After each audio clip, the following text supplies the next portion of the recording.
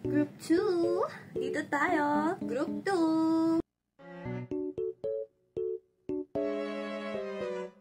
Uy, nice! Meron na tayong designer tsaka reporter. Lo, ba't samin ka? Ayaw mo. Sige, sa'yo na lang ako. Tigilan mo nga ako. Hindi mo na ako madadala sa pagganyan-ganyan mo, no? Aminin mo, you fell for it before. Ano ba?